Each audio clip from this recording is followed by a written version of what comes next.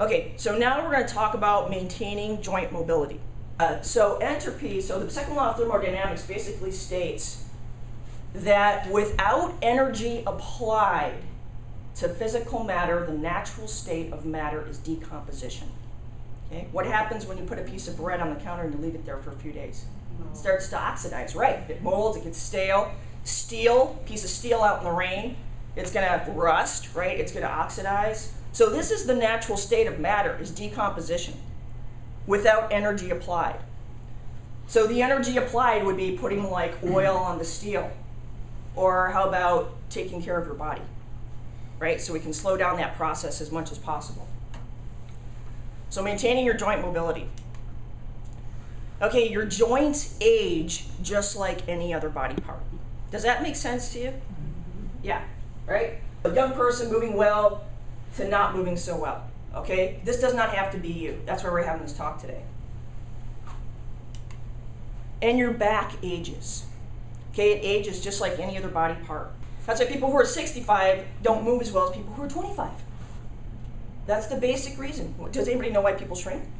Without having the joints mobilized in your mid-back, what happens is segments of your back get fixated, they stop moving correctly, and then you have this pathological process from there. Number one of which, you start to lose the fluid. You start to leach fluid from your discs, and your spine starts to go in this direction until you're 65 or whenever, and you're walking around like this, and you've lost 3 or 4 inches of your height. And yes, somebody said bone loss.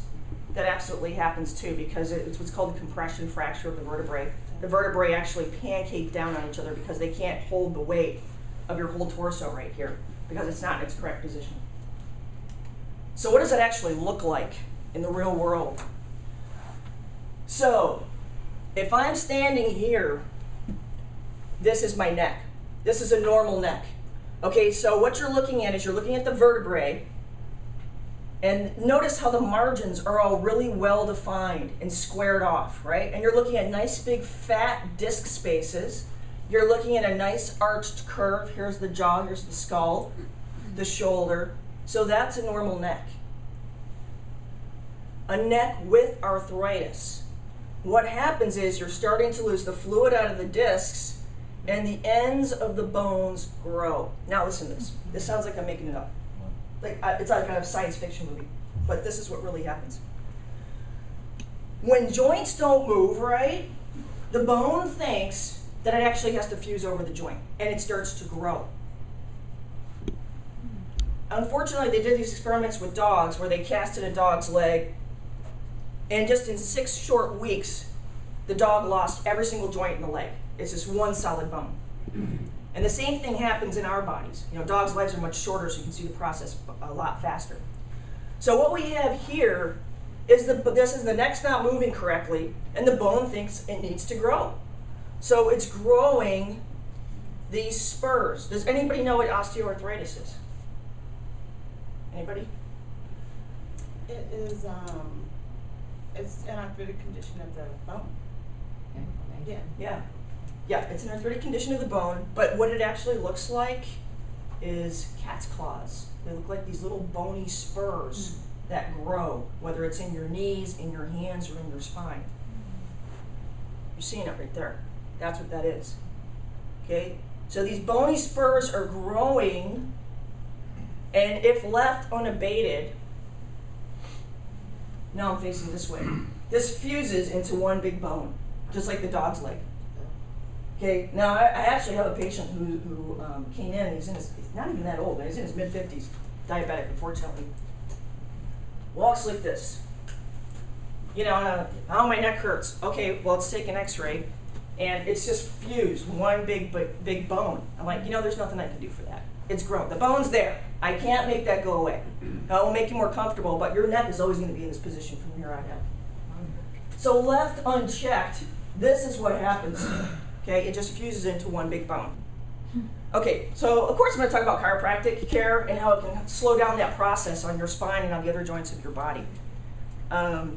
So I think I've told you before, nationally, about 1 in 14 people sees a chiropractor in the United States. In California, we're much more advanced. It's 1 out of every 8 people.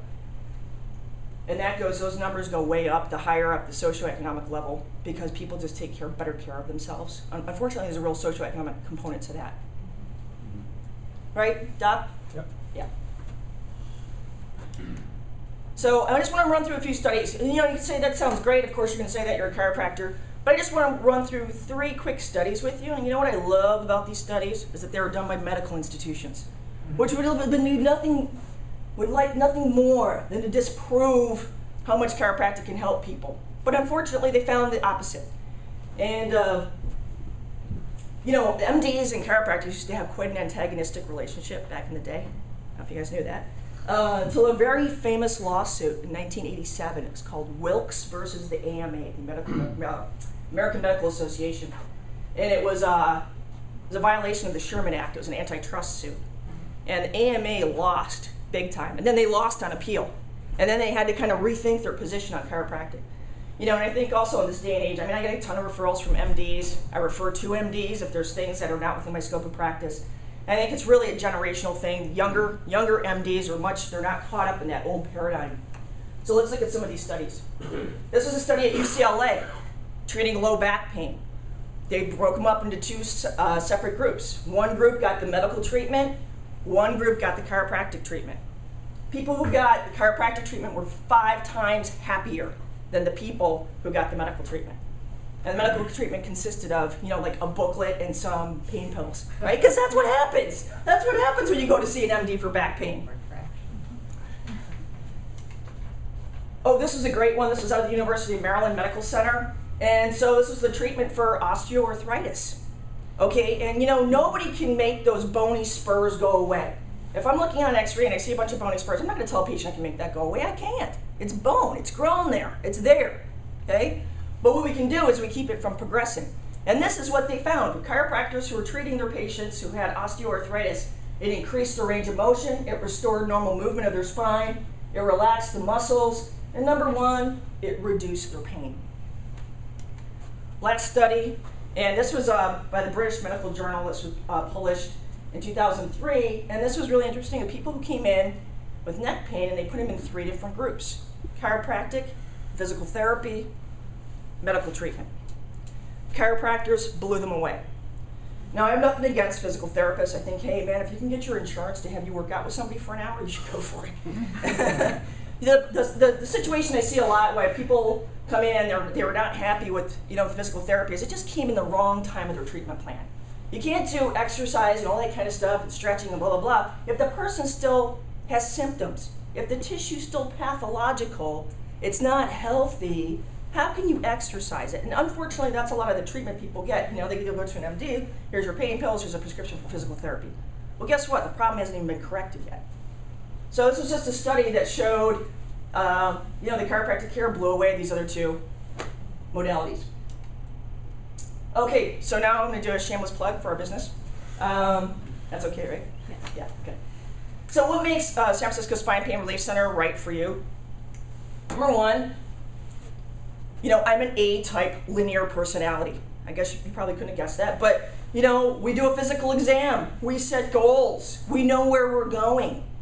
If that appeals to you, we're the place for you. I specialize in extremities, which is an area of postgraduate study. A lot of chiropractors just do the spine. I specialize in sports injuries, so I do shoulders, elbows, wrists, save many, many people from carpal tunnel surgery and other such things that were going to happen to them. We use the most advanced technology. I have a cold laser. That's a really high-end laser. They were developed at Stanford University. They're used by all the professional sports teams. And we do customized rehabilitation programs for you using Exercise Pro, meaning you run through all those torturous exercises together, then you get to take them with you. Right, Noel?